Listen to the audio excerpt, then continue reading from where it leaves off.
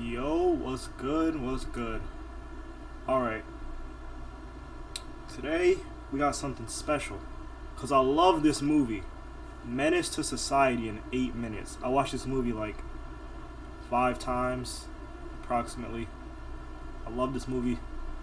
Never watched it. He's going to summarize it in 8 minutes, so you don't got to watch 2 hours. Plus, you get to see me, you know what I'm saying? It's a win-win situation for everybody. Menace to Society. Great film. Too many negative life choices leads to you getting some real hot shit put in your chest. It all started when Kane was just a young lad being heavily influenced by those around him. At an early age, he already wanted to drink, yak, and tote pistols. Word. Life of a gangsta. It also didn't help that his mother was a heroin addict and his father sold crack and killed without question.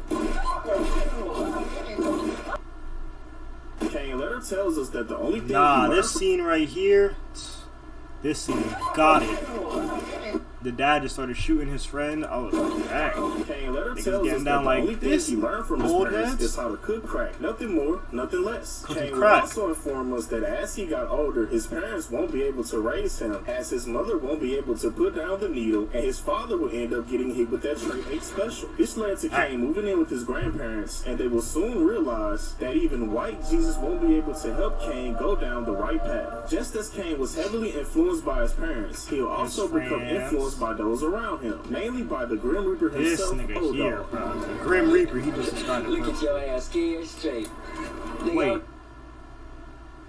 Just tripping with you. I call him D-Dog. He's America's worst nightmare that simply doesn't care about black man. Anyone. And by anyone, I mean anyone. Like a crackhead simply offering to neck him up. I said I'd suck your. Come on, man. Let's get me. But old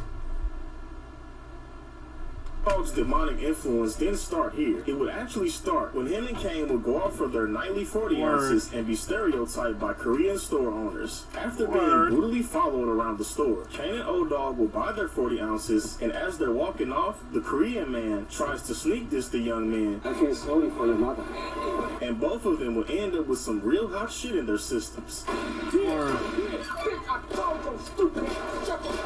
Now honestly, I know this is about to sound morbid, but I think that was 100% justified. Cause not only did Kane and Old Dog not steal, they also paid for their beverages. Why would you slick talk paying customers? And if you don't want to be around these type of individuals, open your liquor store in your community. But after the double homie, Old Dog will rob their corpses and take the surveillance tape, which was actually pretty freaking smart. Like, although a savage, he has quite the IQ. After this, we are then introduced to Ronnie, which is the ex-girlfriend of a guy named Who?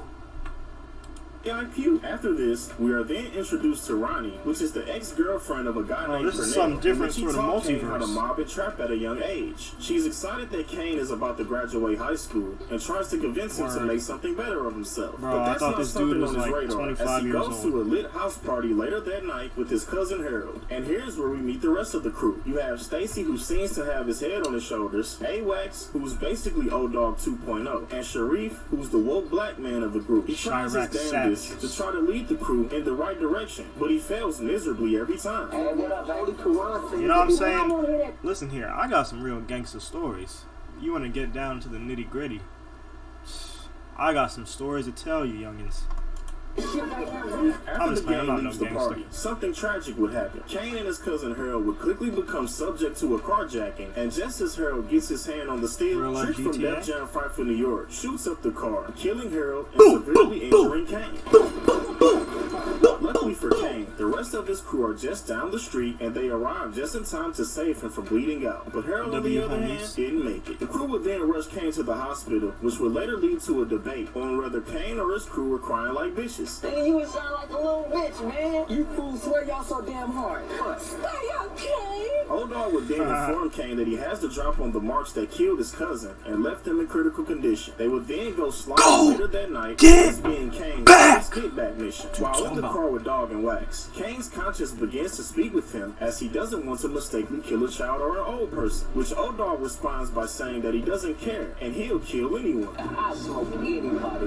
Just don't give a fuck. Hey man, pack him up as soon as you can. They would then catch Trick from Def Jam Fight for New York and another guy shooting and ferociously dump hot shit in their systems.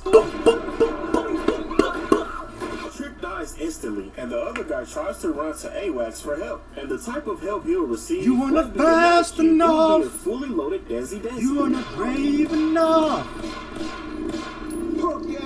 What happens after this is quite interesting, as Kane tells the audience killing those guys didn't make him feel any better. And if he's in a situation where he has to kill someone again, he won't hesitate to do it. After this, you will see Kane trying his very best to battle between right and wrong. And it's safe to say that he'll mostly make bad decisions instead of good ones. First off, he'll begin to push heavyweight, which will lead to him getting a dope whip. Not being satisfied with his rims will lead to him robbing a hard-working black man for his. But not only does he take his rims, he also gets a free double burger with cheese as well. Let me have a double burger, fries. Fuck yourself with cheese, nigga. Now that he has the hottest ride on the block, he now feels that he can trap women in parking spaces in order to spit game.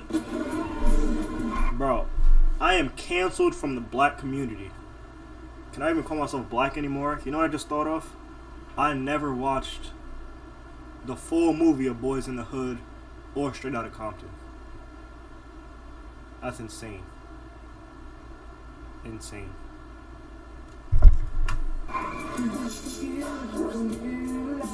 But his macking ability is A1, and he gets the digits. But unknowing to him, this would ultimately lead to his demise, as he would pump and dump the female, which leads to her gang-banging cousin on Kane's head. One night she calls Kane, and she tells him that she's pregnant, in which Kane replies by saying since he had the rubber on extra tight, that the baby isn't his. Look, you the only one I was with. Stop lying, alright? Besides, I have the Jimmy on extra tight. Now that's some signs for that ass. Jimmy. I must also mention that it was implied she was a thought earlier in the film. But even if that's the case, one still has to know for sure if it's their kid or not. But also while this is happening, Kane is also fornicating with Ronnie, and they're also planning to move to Atlanta. Although it seems Kane is also fornicating with Ronnie, and they're also planning to move to Atlanta. Although it seems like Kane did a lot of bad up until this point, he will soon begin to think clearly when he has a deep conversation with Sharif and his pops. He basically tells Kane if he remains living in the hood, he'll wind up either dead or in jail. But Kane would not have any luck. Tell everybody that. Into an altercation with the guy named Chauncey at a get-together. After Kane has a smash session with Ronnie, the popular song starts to play in Chauncey's head, Ain't No Fun If the Homies Can't Have None, by Snoop Doggy Dogg, Nate Dogg, and the Dog Pound. And all he'll get out of this is getting brutally pistol whipped by Kane. This would then lead to Chauncey turning in the robbery/homicide tape that he purchased from Old Dog for $59.95 to the authorities. I'm selling these motherfuckers for $59.95. Remember when I said Old Dog had a high IQ? Well, I take all that back. Also, the girl he dogged cousin pulls up to his hood and confronts Kane about how he mistreated his cousin. This would only lead to the cousin receiving multiple kicks to the face, making his head bounce like a Caddy 6'4". Fight back, nigga! After this altercation, Kane's grandparents kick him out as the scriptures from White Jesus have failed to save him. On the day Kane is about to move away with Ronnie, he informs us that Old Dog told him that the cops are on the hunt for them both for the liquor store robbery. Old Dog also got the drop on Chauncey, and he's gonna put some real hot shit in his chest when he sees him. Kane also has no idea that the girl's cousin is out with his guys trying to get back, and when them boys come through, they come through playing no games. While the crew is supremely lacking, them guys roll up and set the block off. Sadly, Sharif gets his cap completely peeled, which he was subject to being a good dude hanging around the wrong crowd, and Kane is hit with every single shot they send his way. But to be fair, Kane will run towards the gunfire in order to save Ronnie's young son.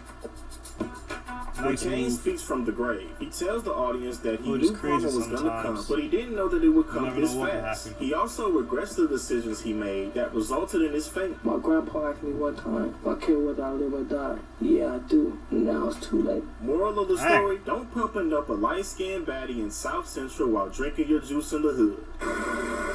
Nah, but on some real shit, I don't have to tell y'all that this movie is a classic. And I've always said that this film was genius, as the portrayal of gang violence is oftentimes overshadowed by the message. I'm not going to get too deep, but there are a lot of critics that simply say that this film is a bloodfest filled with senseless killings. But if you ask me, that is the harsh reality of what happens in ghettos across the country. And karma is something that is definitely real if you harm others in any way. But all in all, this is an incredible film with a multitude of messages that shouldn't go unnoticed. let me leave a parting message to inspire you. You know what I'm saying?